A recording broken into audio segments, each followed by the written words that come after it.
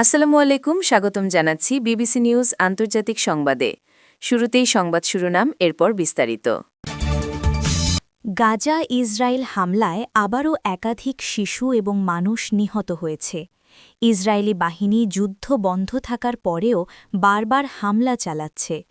গাজায় রাতভর হামলা চালিয়েছে ইসরায়েল গাজার ওপরে। ইসরায়েলের জেল থেকে ফিরল ৫৪ ফিলিস্তিনির লাশ। যুক্তরাষ্ট্রে প্রভাব হারাচ্ছে ইসরায়েল। যুদ্ধক্ষেত্রে নিহত ৫৫,০০০ ইউক্রেনীয় সেনা। পাকিস্তানকে ধন্যবাদ দিলেন আসিফ নজরুল। দর্শক, এতক্ষণ শুনছিলেন সংবাদ শিরোনাম। এখন বিস্তারিত। আপনি যদি ইসরায়েলের ধ্বংস চান এবং মুসলিমদের পাশে থাকেন, তাহলে ভিডিওতে লাইক করে চ্যানেলটি অবশ্যই সাবস্ক্রাইব করে দিবেন এবং আপনার মূল্যবান মতামত অবশ্যই কমেন্টে লিখে জানিয়ে দিবেন। এখন বিস্তারিত। ইসরায়েলের জেল থেকে ফিরল ৫৪ ফিলিস্তিনির লাশ। ইসরায়েলের জেলে থাকা ৫৪ ফিলিস্তিনির লাশ এবং মানব দেহাবশেষ সম্মিলিত ডজনখানেক বাক্স ফেরত দিয়েছে দখলদার দেশটি। আন্তর্জাতিক রেডক্রস কমিটির আইসিআরসির মাধ্যমে গাজায় লাশ হস্তান্তর করা হয়েছে বুধবার। এক বিবৃতিতে গাজার স্বাস্থ্য মন্ত্রণালয় জানিয়েছে, রেডক্রসের যানবাহনে ৫৪টি লাশ ও মানব দেহাবশেষ থাকা ৬৬টি বাক্স গাজার আল শিফা মেডিকেল কমপ্লেক্সে পৌঁছেছে। প্রতিবেদনে বলা হয়েছে, লাশ পৌঁছনোর সঙ্গে সঙ্গেই চিকিৎসা দল অনুমোদিত চিকিৎসা প্রোটোকল অনুসরণ করে ফরেনসিক প্রক্রিয়া শুরু করে।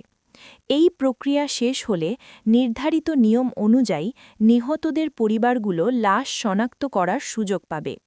মন্ত্রণালয় জানিয়েছে, সংশ্লিষ্ট কর্তৃপক্ষ ও বিশেষায়িত কমিটির সমন্বয়ে মরদেহগুলোর পরীক্ষা-নিরীক্ষা ও নথিভুক্তকরণ প্রক্রিয়া চলমান রয়েছে।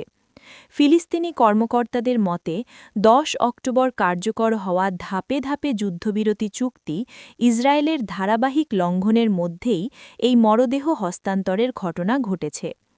যুক্তরাষ্ট্রের ঘোষিত জানুয়ারি মাসের যুদ্ধবিরতি চুক্তিতে গাজা থেকে ইসরায়েলের অতিরিক্ত সেনা প্রত্যাহার এবং পুনর্গঠন কার্যক্রম শুরুর বিধান রয়েছে। জাতিসংঘের হিসাবে গাজা পুনর্গঠনে আনুমানিক $৭০ বিলিয়ন মার্কিন ডলার ব্যয় হতে পারে। দিকে যুক্তরাষ্ট্রের মধ্যস্থতায় চলমান যুদ্ধবিরতি থাকা সত্ত্বেও বুধবার ভোরে গাজায় ইসরায়েলি হামলায় নারী ও শিশুসহ অন্তত ২১ জন ফিলিস্তিনি নিহত। এই বর্বর হামলায় আরও অনেকে আহত হন বলে চিকিৎসা সূত্র জানিয়েছে।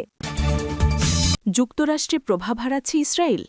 ইরান ও যুক্তরাষ্ট্র আগামী শুক্রবার ৬ ফেব্রুয়ারি ওমানে বৈঠকে বসতে যাচ্ছে। এই বৈঠকে ওয়াশিংটনের সিদ্ধান্তে আদৌ কতটা প্রভাব ফেলতে পারবে তেল আবিব, তা নিয়ে সন্দিহান ইসরায়েল।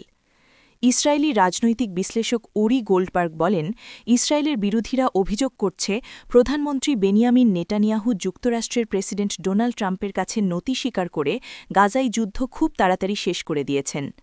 ইসরায়েলকে লেবানন থেকে কার্যত তাড়িয়ে দেওয়া হচ্ছে। সিরিয়ায় কাজ করার স্বাধীনতাও বন্ধ হয়ে গেছে। ইসরায়েলের হাতে এখন যা আছে তা হল ফিলিস্তিনিদের হত্যা করার স্বাধীনতা। আর কাতার, তুরস্ক ও মিশর এখন ইসরায়েলের আপত্তি সত্ত্বেও গাজার বিষয়ে যুক্ত হওয়ায় সেটুকুও বেশিদিন আর থাকবে না। ইরানে সম্ভাব্য হামলা নিয়ে নেতানিয়াহু সহ ইসরায়েলের শীর্ষ ব্যক্তিরা সরাসরি ট্রাম্প প্রশাসনের সঙ্গে যোগাযোগ রাখছেন। তবে বিশ্লেষকরা মনে করছেন, ইসরায়েলের আঞ্চলিক ঘটনা প্রবাহকে নিজেদের মতো করে গড়ে নেওয়ার ক্ষমতা যে কমে গেছে তা ক্রমেই স্পষ্ট হচ্ছে। গাজায় ২ বছর ধরে চলা গণহত্যায় ইসরায়েলের হাতে ৭১,৮০০-র বেশি ফিলিস্তিনি নিহত হওয়ার পর যুক্তরাষ্ট্র এখন নেতৃত্বে চলে এসেছে বলেই মনে হচ্ছে।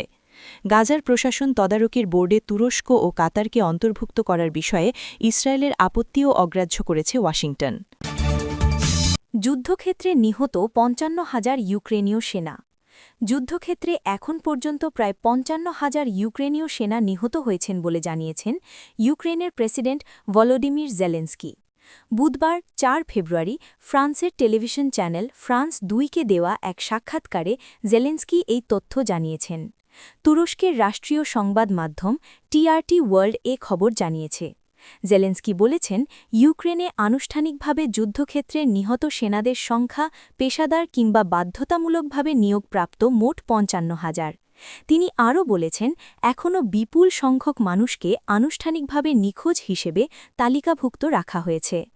অন্যদিকে যুক্তরাষ্ট্রভিত্তিক think tank center for strategic and international studies CSIS এর এক প্রতিবেদনে বলা হয়েছে যুদ্ধের শুরু থেকে 2026 সালের বসন্তের মধ্যে উভয় পক্ষ মিলিয়ে মোট সামরিক হতাহত আহত ও নিখোঁজের সংখ্যা প্রায় 20 লাখে পৌঁছাতে পারে CSIS এর হিসেবে এই যুদ্ধে রাশিয়ার প্রায় 12 লাখ সেনা হতাহত হয়েছে এবং ইউক্রেনের ক্ষেত্রে এই সংখ্যা 5 থেকে 6 লাখের মধ্যে প্রতিবেদনে আরও বলা হয় যুদ্ধ শুরুর প্রায় 4 বছর পাকিস্তানকে ধন্যবাদ দিলেন আসিফ নজরুল বাংলাদেশের সমর্থনে বিশ্বকাপে ভারতের বিপক্ষে ম্যাচ বয়কট করছে পাকিস্তান বুধবার সেই বিষয়টি স্পষ্ট করেছেন পাকিস্তানের প্রধানমন্ত্রী শাহবাজ শরীফ বিশ্বকাপ ইস্যুতে বাংলাদেশের পাশে থাকায় পাকিস্তানকে ধন্যবাদ জানিয়েছেন যুব ও ক্রীড়া মন্ত্রণালয়ের উপদেষ্টা ড আসিফ নজরুল সামাজিক মাধ্যম ফেসবুকে বৃহস্পতিবার 5 অক্টোবর